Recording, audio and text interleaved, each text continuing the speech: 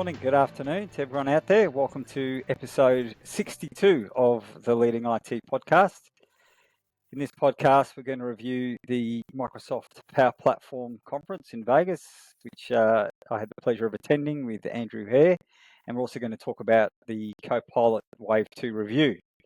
If you're new to our podcast, welcome. And this podcast is for Australian IT leaders looking to stay up to date with the latest IT news and trends in AI, cybersecurity, low-code, cloud and infrastructure, strategy and leadership. And your hosts are Tom Leyden, who's the CIO at Longview. G'day, Tom. G'day, Josh. I'm looking forward to hearing about the trouble you caused in Vegas. Yes, good. And myself, Josh Rubens, who's the CEO at consulting firm Empyrean IT. And today we're joined by former CIO, Andrew Hehir, who is now the Power Platform lead at Empyrean. And Andrew also attended the conference with me in Vegas. G'day, Andrew. Hey, Josh. Hey, Tom.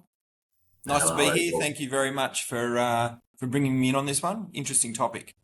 Yeah, I think you might have been on like episode 2 or 3 of the podcast. Yes, that's yes, right. In a previous life, talking about low-code platforms, and now we've come full cycle. So here we are.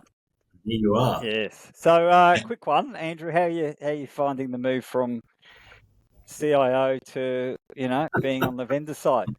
Yeah. Well, I think both have unique challenges, but I'm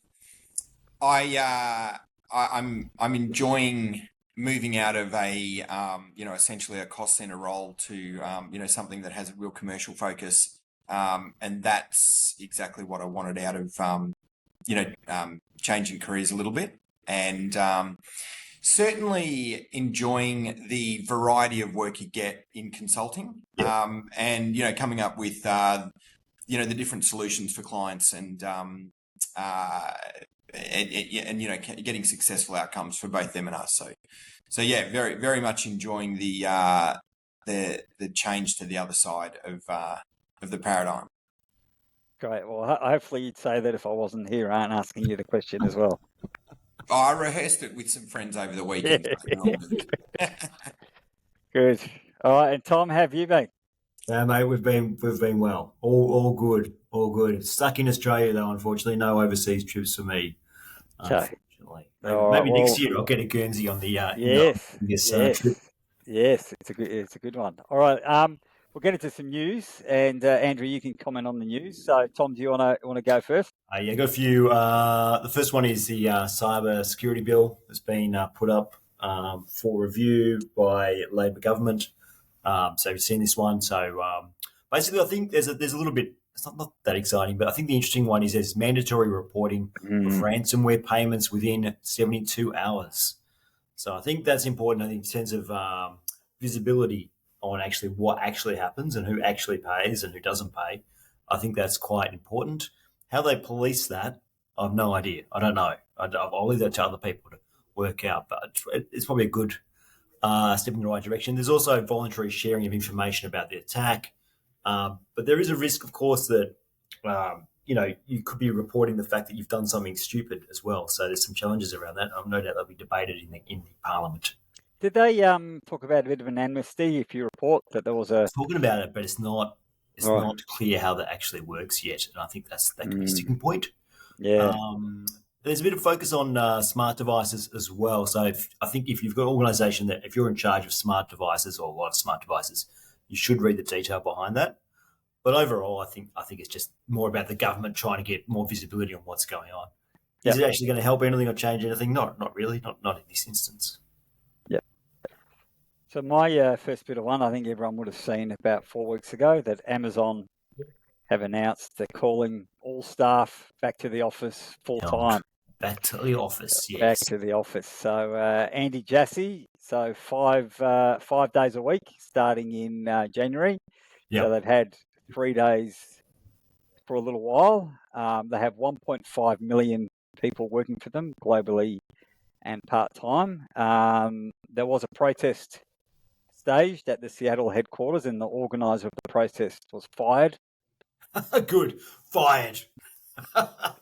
So, well, we don't. I think they have taken that to a labour dispute. I don't know what's happened there, and they said, yeah, it's sort of really people working from home. They're saying that era is over. The COVID post-COVID era is over, and it will help them invent, collaborate, and stay connected to each other. But there has been a lot of pushback from the staff. So they surveyed 2,500 of their staff, and 73% of them said that they're looking for another job as a result. And that's what as a result of it. Yeah, that's what it's about. It's not even about COVID.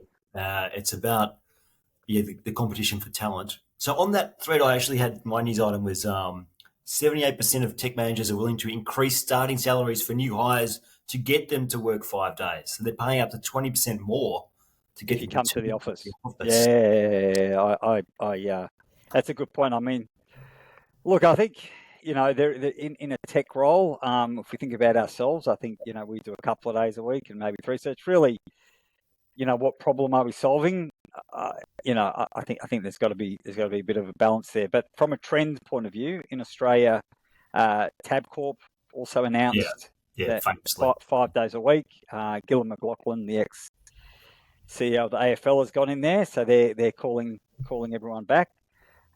Interesting to see how it seems to be that's the way it's going.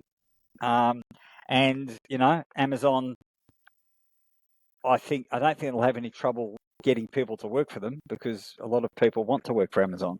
Well, that's what we'll see, right? We'll see. So it turns out would be that. Sorry, go on.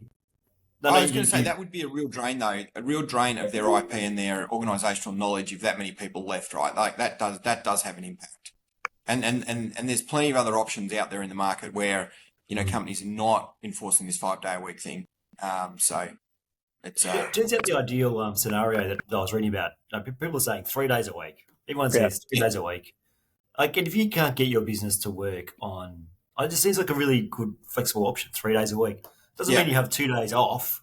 You're only working for 3 days and 5. You're still working for those 2 days. It just means you can have you can have a family and deal with all the crap that you have to deal with as a working parent, right? For example, or you've got space to actually get stuff done, and you can work hard as well. Yeah. Well, my perspective on it is that I've always measured people on output, right? And if you set yourselves up to measure on output, then I'm all for the collaboration of being in the same space for a part of the week, but I certainly think you can run successful teams without being in the same space the whole time. I mean, in one of my last gigs, I had people right across the region, and so they were never going to be together, right? And we still ran effective teams, and course. It doesn't. I don't think it's a determining factor in success being together the whole time.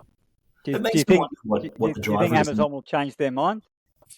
No, because I think that I don't think so, because they've made the public statement, and I was thinking while you guys were talking about the Tabcorp thing, like what's behind the Tabcorp thing, right? Like is there are they expecting a different outcome of having people all together, or is it an ego-driven thing of where someone new's come in and just said I want to stamp put my own stamp on this, and exactly, Tom. Like it sort of feels a bit like that, right?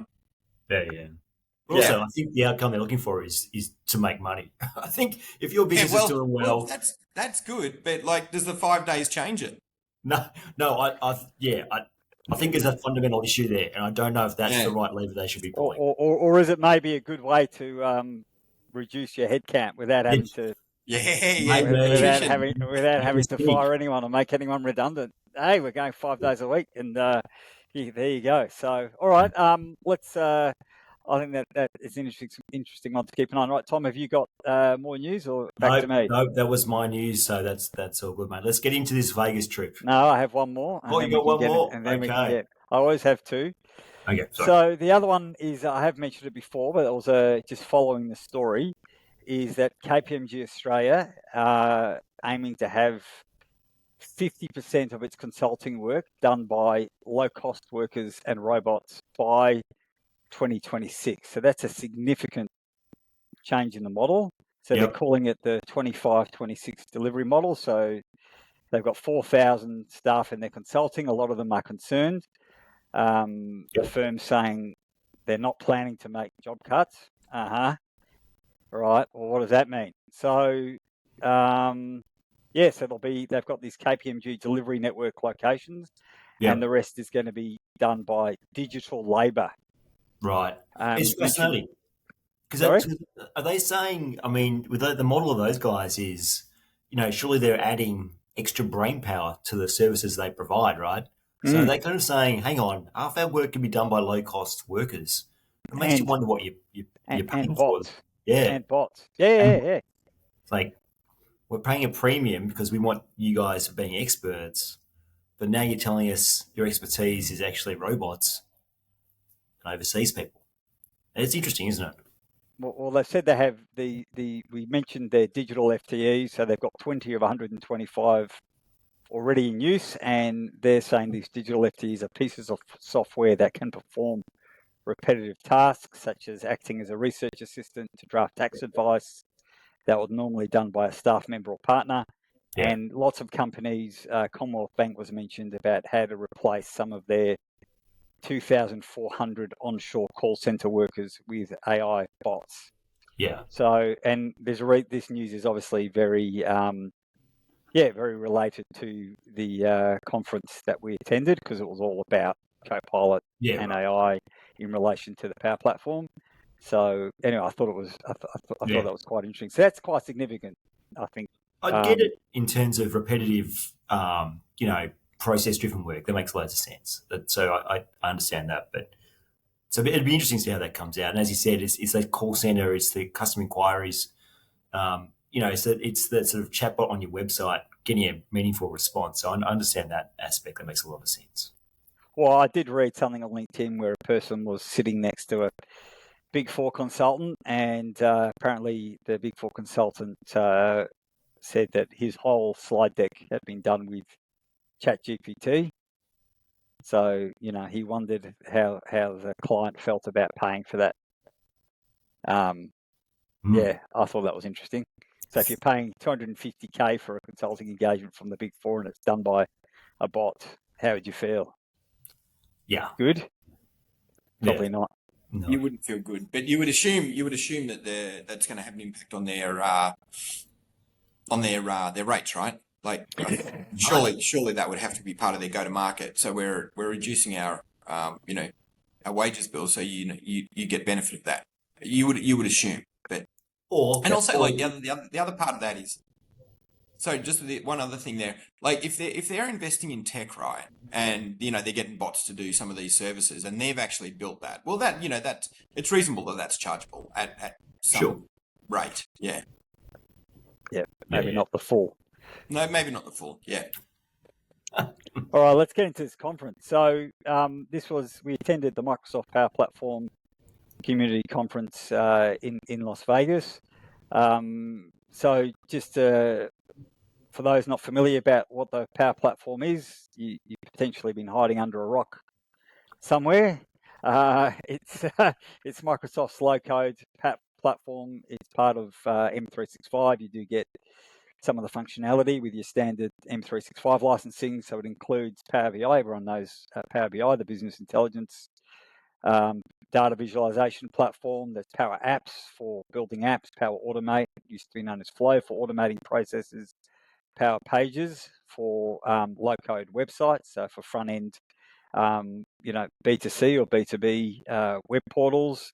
And, there's a whole, data platform. There's Fabric integrated with it. So the conference really covered off what's next in Power Platform, also Fabric, so Microsoft's data platform, and Copilot was really, the main thing. So it's really, Microsoft are seeing this as the way in, as the easiest and most seamless way into AI from a business process point of view for customers. So in addition to using their M365 Copilot product for, user personal productivity, to now start to extend Copilot into business processes and business data. So we'll cover that off. So, Andrew, this was your first Power Platform conference. What were your initial, before we get into detail, what was your initial sort of impression and feel of the conference?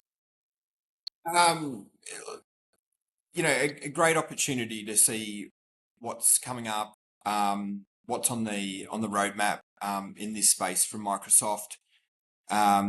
It gives you time to think about, how you can use that information to advise clients. So always gives you some time out to sort of, think strategically and about the plans for the coming period. What overall, takeaway though was that Microsoft are investing so heavily in both the Power Platform as a low code development platform, low code, no code, and in Copilot itself, that it's going to be part of pretty much every organization's future. So with that investment really drives the fact that it needs to be on the agenda for all organizations, all CIOs, and part of their strategy moving forward. Both from, a low code perspective and, okay, we can use Copilot as doing POCs and expanding our AI capability. As opposed to, maybe trying to build things themselves on other platforms. So yeah, pretty significant. Yeah, for me it was my second one. So there was about 6,000 attendees, so it was slightly bigger, and definitely the vendor hall was about double the amount of vendors in there, which is a bit of a reflection in the the pull through. And the thing that I really noticed is the sort of ecosystem around Power Platform. There was a lot more compliance vendors, cybersecurity vendors for low code. So I think it's really this push for enterprise use, scaling. We saw there were some big names like Merck who've got thousands of Power Apps. So this is really becoming, enterprise grade. This isn't, little corner use cases for approvals. This is now a lot of very, very big major corporates are using it as a platform for innovation. So rather than just looking at it as, I think the cops are coming to get you, Tom. Rather than looking at it as we're going to do one or two little automations and a couple of apps, but now really looking at it, the Power Platform as a platform for innovation and a strategy, low code as a strategy to deliver on, business outcomes and business requirements. And I think that was really, prevalent across the whole conference is, stop thinking about it as can we build a low code expense app versus Concur or something else. It's really, this is a platform for innovation, and that can help us solve a lot of business problems and drive the business moving forward. So I think that really strategic point, I think, was much stronger and clearer this year as to how Microsoft were going to deliver that. So keen for some, either reviewers, CIOs to, for your thoughts on that point. So I think that's important. Yeah, it's interesting to tell, and also the kind of who are the people attending? Did you get a sense of much more corporate type people? Were they tech nerds, or was it more business type managers? Who was there was a lot of customers and a lot of big name. Saw some big American names, Shell, state departments, three-letter departments. Yeah, there was a lot of customers there who you could see were actively engaged and heavily, invested in the Power Platform. That was sort of what I saw. Andrew, what are your you got any thoughts on that? There's clearly some very large deployments that are already in place, and I think there was some numbers about the amount of users on the platform that was really significant, and just the companies that they were talking about in the various sessions indicate that it's something that large organizations are taking very seriously, and I think have realized that, as part of that strategy part you were talking about, where low code needs to be part of your software development strategy moving forward, and that Power Platform is now definitely enterprise grade. Like it is unquestionably something that can fit into any organization, regardless of how small or how big. And the other part that they were really, talking about a lot in a number of sessions was the fact that, the low code part is one part of solutions, and you should be thinking about solutions as low code plus pro code.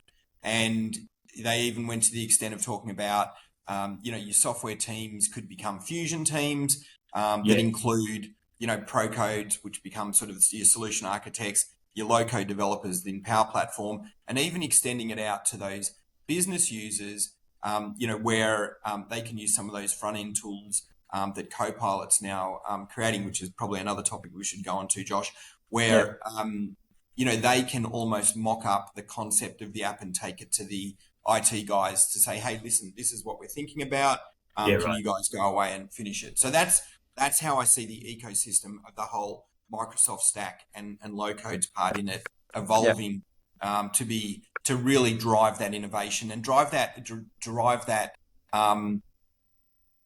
capacity of the software development teams to be more comprehensive. Yep.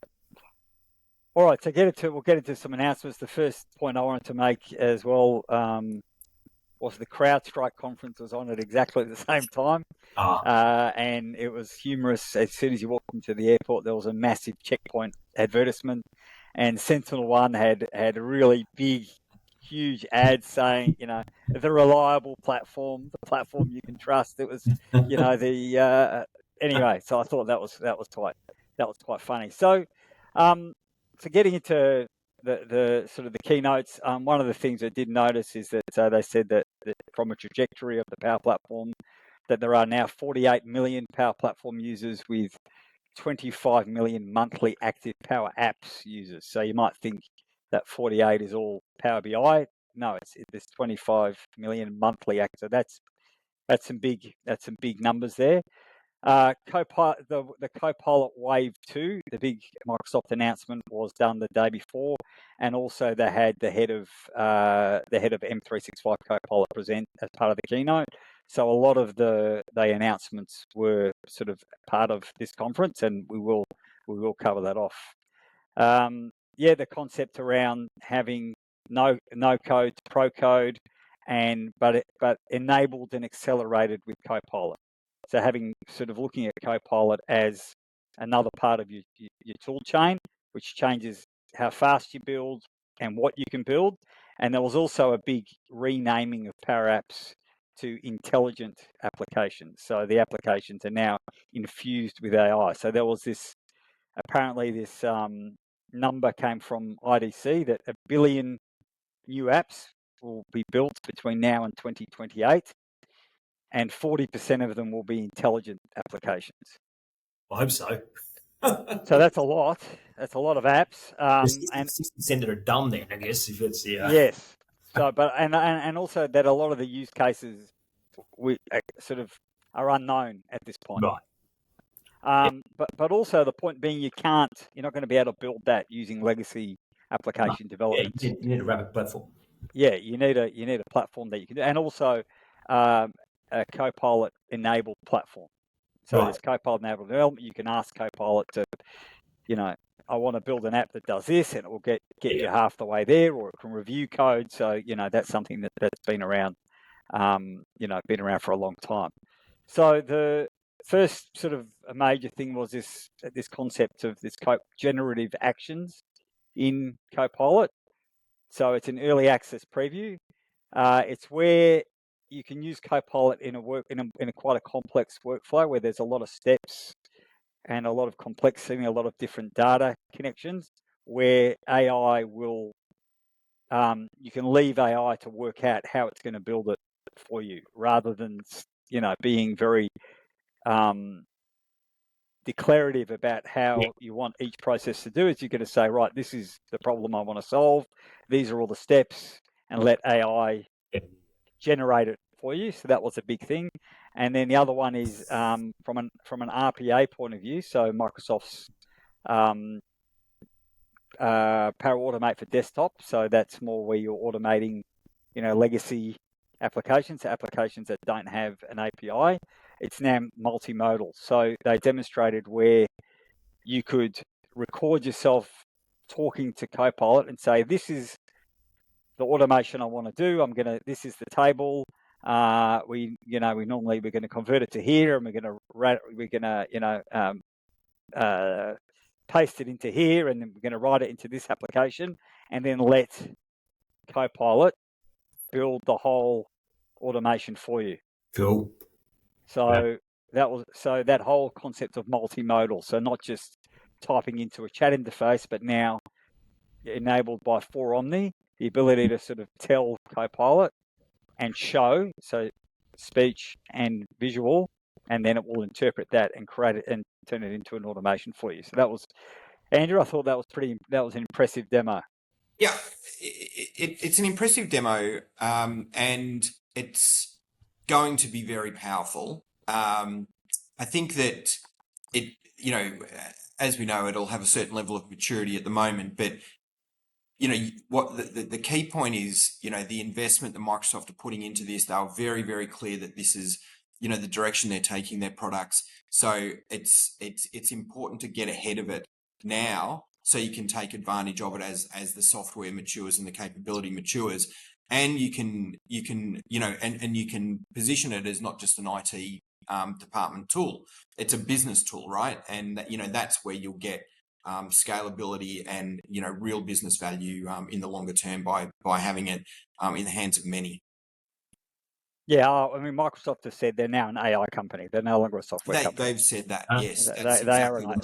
It can't be any clearer than that, can it? Right. No, I'm still processing that and wondering what does it actually mean. But but they have made that big call. Yeah, they have. Andrew, you were there in the .com world, so we're a .com company. You know what it means. Yeah, that's right. Yeah, okay. And next it will be something else. So the next really big thing, and we have mentioned it on a previous podcast, but it was announced as part of also the Wave 2, was this concept of Copilot agents. Yeah. So a Copilot agent is different to a normal Copilot. So a normal Copilot is, it has a goldfish memory. So you ask it to do something, it'll bring you an answer.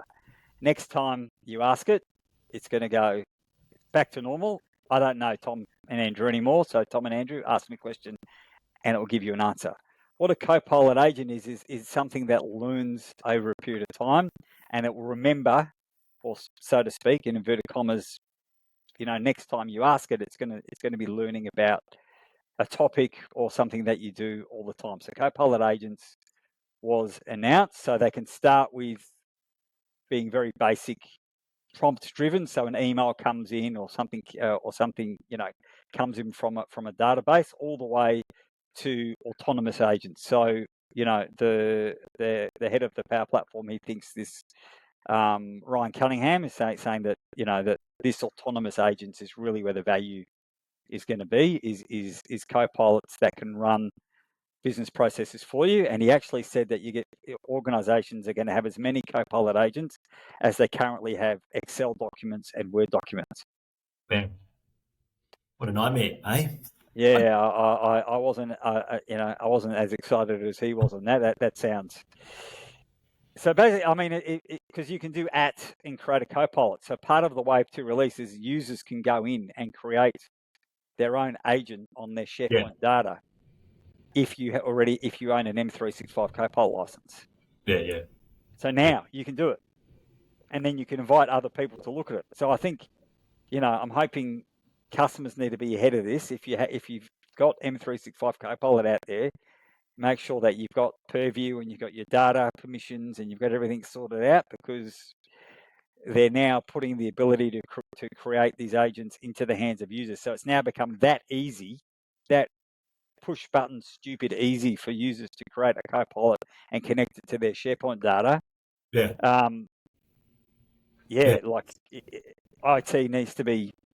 You're ready for this. You need to be ready for that. Yeah. Every IT department should be doing these themselves so they understand how dangerous or how powerful these things can be, right? Yeah, so you need to do your, all the data classification, all the, get Microsoft Purview in place, and so you can protect what goes into prompts, what comes out, what users are allowed to see.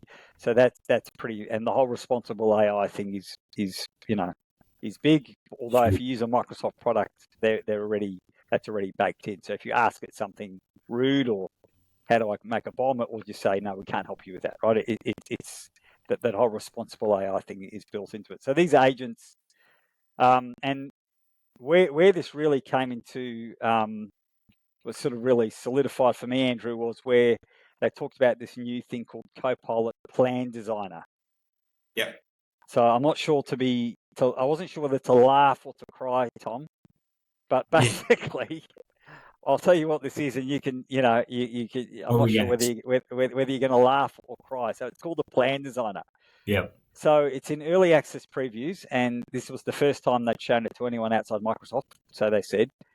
So what you can do is you can show this Plan Designer, this application platform, pictures of process diagrams, screenshots of apps, whiteboards, data, and say, I want to build a solution. Yeah. This is what I want to do. And it's not going to go and build things, right? So it has as part of it, it has a software solution architect Copilot. Right. And then it has a data analyst Copilot. Yeah. It has an app builder Copilot. Yeah. So it has all these different Copilots. So it's going to start doing what a BA would do. It will start mapping out the user stories. It will start saying, this is what the solution is going to look like. And then it will start actually creating the data tables for you and building the apps. Yeah. I mean, it's a big jump, Tom. Sounds cool, but you kind of wonder like how much effort's required to actually spell out to this system what to do when you could just do it yourself. So it reminds me of like you've got like a work experience kid in the office. It's like how much time and energy is required to get the work experience kid to actually do something productive. And I just wonder where it is on that level. Like, is a lot of well, Andrew, what did you think? I thought it looked pretty good. I'm not sure on your view on that. Yeah, I think the concept is really strong. And Tom, just to answer the sort of questions or concerns you raised, it's stuff that you would have to do anyway, right? Yeah. And normally you would, as a business user, you would give that to a BA. A BA would go away and do the mock-ups and you generate the user stories, all that sort of stuff, right? So it's stuff that happens anyway about using co-pilots to do it. So you could literally like sketch, what a screen looks like on a whiteboard. Yeah, right. Like, and then give it to them, and then a wireframe comes out, right? Yeah. No, so it's sort of I felt that it was like accelerating a process that's already there. Yeah.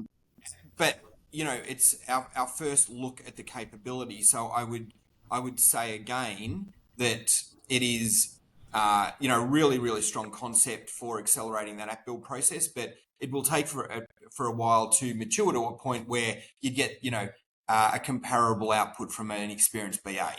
Yeah. But I think the point is though that it's Copilot agents in collaborating with people. Yeah, so true. It's very similar to the Copilot driven app development. You're not going to leave a Copilot to build an app for That's you right. because, if you do and it builds the whole app and it's working, whenever there's an issue, no one's going to be able to support it because they have no idea what it's done. So it's but it can really help you get started. So it can save you 80% of the time because all you need to do is review. So if it's putting wireframes to do in creating user stories, you can go, well, okay, well, that's pretty good, but I want to change. So it's still highly editable. But I think what Microsoft was putting forward is that this is their vision for the next generation of low code is this concept of intelligent applications where you still have, low code still there. You still have, your builder, your designer, you still build apps and workflows. It's just really turbocharging it in order to be able to meet this 1 billion intelligent apps by 2028 number, which is obviously what's the word? Arbitrary pressure they're putting on the industry, created by some BS. But they've asked IDC to come. That's just me being very skeptical. But I think even putting that aside, but I think this is really showing how much more Copilot and AI can be rather than just a bit of a chat and ask some questions. Spot on. Yeah, I think you're right there about it. It doesn't replace the BA, but the BA becomes the jockey, if you like, on this particular horse. So they become they would orchestrate the process. Yeah, they're the guys who can draw the whiteboard really well and take the photo and smash the widescreen out. So all of a sudden their output goes up, I don't know, 400% or something because they can know that they had. I've already you can't do that. Yeah. I've already worked with, product managers that were, pretty early in adopting AI to build out user stories. And while absolutely wasn't going to replace the role of a product manager or a BA, it accelerates like the ability, the amount you can output so dramatically. So, but they're still there, making sure that the quality is right, making sure that the output is something that's going to work, downstream. So, yeah. Yeah, so that was good. All right, so the next bit that I wanted to sort of cover off was the amount of Microsoft Fabric sessions there were, and sort of go through that. So the whole concept was really talking about driving a data culture. Yeah. And data is the fuel that drives AI. So none of this stuff works if your data is a mess and you've got data sitting in silos and different systems, and you don't have your you don't have a data lake, you don't have any centralization. So what Fabric is, for those who don't know, it's a Microsoft SaaS solution. It's automatically provisioned within your tenant, and it's the orchestration layer, the overall umbrella layer for all the Azure analytics platforms. And it sits on top of the data lake platforms called OneLake. So the whole idea is that OneLake is like the OneDrive for your data. So where in OneDrive you have all these folders in your connecting to data, so you have folders connecting to different data sources, where you actually don't have to move your data. So you can do. Andrew and I had a really a number of conversations about this, because he didn't believe that you could have a link to data and do stuff with data without actually moving it. So I'm not sure if he still believes it even after attending the sessions, but it's the ability to have. So if you've got data sitting in AWS, or you've got data sitting in Google or other connected applications, you can now run queries and do data services against data through these shortcuts, because they're all in the same data format, which I think is called Delta Parquet. So as long as they're in that open format, it's an open format, and it's Microsoft's competitor to platform like Databricks and Snowflake, which actually have connectors to Fabric. So this is a really big move, a really big move for Microsoft. So all those Azure services and Power BI all go into this OneLake, which is part of Fabric, and then you can run AI queries across. There's a Copilot for Fabric, and you can start using Copilot to ask queries and do things for you within your whole Fabric data set, which is really exciting. And once you have OneLake set up, then you can start. There's integrations, and you can use the Fabric data and the OneLake data in M365, in Teams, in Excel, Power Platform, Copilot, VS Code. So it really gives you access to all your data. And then they've got some pre-built workflows and templates. The most common one that we like is the medallion one, where you can have gold, silver, bronze data. So bronze is like data that's pretty, dirty, so to speak. It's just, Andrew, you can help me here. Bronze is like data that's essentially just like your raw data that you're bringing into your lake, right? And then your silver version is where you've curated some of that data, and your gold version is essentially your data warehouse. And I think the really important thing that we should put across here is that for any Fabric is awesome as a platform. Like I was not sold by it when I first heard about it. I thought it was marketing spin, but it's just not. Like there's some incredibly powerful features that allow you to spin up this capability very quickly. But it is still undeniable that you have to have a well architected solution to get the best value out of your data in your organization. So you cannot get away from it. This just allows you to speed that up and work with it in a very flexible and efficient way.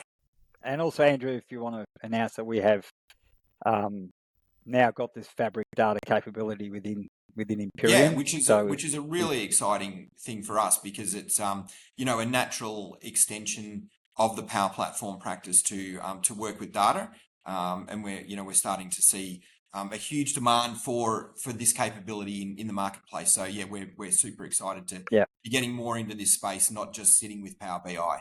Yeah, we've brought on 3 guys who that's all they do is Fabric and data. Yeah. And yeah, it's been pretty exciting. One of the things that last thing about Fabric is the data activator piece. So there was a bit of a demo about, I think it was 7-Elevens in the US and the slushy levels. So they were getting, instead of, very manual, the one on Fifth Avenue's low, we need to call someone to get the truck out here to update the slushies, is they were streaming data off all these slushies into Fabric. Thank God someone's fixing this problem, honestly. Yes, and as soon as it hit a pre-defined level, it would kick off a business process, automate a business process, and then the people would go out. So I think what it means is you can use data, use a tool called Data Activator, where you can now, using low code, using Power Platform, and you can now actually, use changes in data to kick off a business process rather than having it to be quite reactive and having people sit there and look at it. I think that's the nut of all these AI issues is like, well, I can automate a process, but the question is, how does my process actually start? Yes. And is it a phone call, or is it a customer, or is it an event, or what is it that then triggers it? But if you can nut that, then you're so much further along than most people. Well, they had actually a guy from Shell there who had built this using Copilot for their IoT sites, for their big sites when there were faults, and they had automated that whole fault reporting and rectification process using Fabric and Copilot. So to actually have a guy there, a customer present, he's already doing this. I thought that was very, very powerful. The last bit before we get into the Wave 2, which we'll do quickly given how much time is that the concept of hyper automation as a strategy. That was really, a big piece. So where automation is not enough, it has to be hyper. So, so what does that mean? It's like giving your kids a coffee and they go, and some Red Bull and they go hyper. So it's really thinking about not just how I'm going to automate a couple of processes, is really strategically looking at your whole business and working out how am I going to use AI and Power Automate to move my business forward. So Andrew, do you want to comment on that? For me, it was really not looking at a process in isolation in one department. It was actually looking at an end-to-end business process and saying we are going to automate this from end to end, and using those tools to do that. If you've got the platform embedded in your business at an enterprise level, then you've now got the capability to do it. So yes, it's a more strategic action than just saying I'm going to automate part of accounts payable, for instance, right? So it's really looking at that end-to-end capability, and that sort of ties back into what you were talking about earlier with the digital FTE, right, Josh? Like that's really where you're achieving that sort of success. Yeah. So looking at it holistically. Yeah. All right. Well, I was going to go through Copilot Wave 2. Which is relevant in general and specifically if you have M365 Copilot. So this will be of interest to you. And if you don't, well, it'd still be of interest because it might make you go and buy it. So I'm just going to do it. So first thing, it has GPT-4 Omni is now included. So they've dramatically improved performance. There was a new thing called Copilot Pages. I don't know if any of you guys saw it. So it's from the Microsoft Loop application, and this is actually going to be a free feature. So if you've got an Entra ID license, so that's any customer who's got any E365 license, they will be able to use it. So these pages is using something, it's quite confusing. So it's called BizChat, Microsoft Business Chat. All BizChat is the web app where you talk to Copilot. That's what BizChat is. So that's basically, they're calling that a canvas, and they're now and allowing you to sort of transform that into a separate space called Pages, where other people can now come in and collaborate with you and the Copilot in the same space.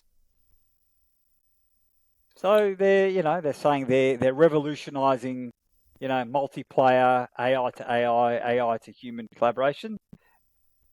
I'm not sure, but anyway, that was quite interesting.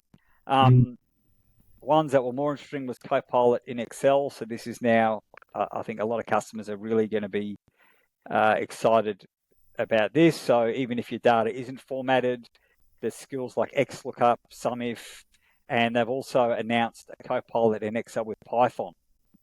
So that's pretty cool. So it'll be like having, an advanced analyst working with you. It can do things like risk analysis, forecasting. So that's also a part of it. Copilot in PowerPoint, it's been around, but now they've got something called Narrative Builder. So you can connect it with other types of documents and it will help. You can ground it in other data and it will create a draft of your presentation. The other new thing is called Brand Manager. So you can upload your branding template and it will build it on brand for you. Copilot in Teams also been around for a while. So the new feature is it can now bring in the chats within Teams as well as the video. It only used to be able to look at the video, so now it can also include the summary of what's going on in the chat. Copilot in Outlook also been out for a little while, so around prioritize my inbox.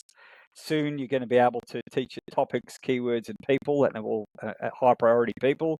So I'll bring that to the front.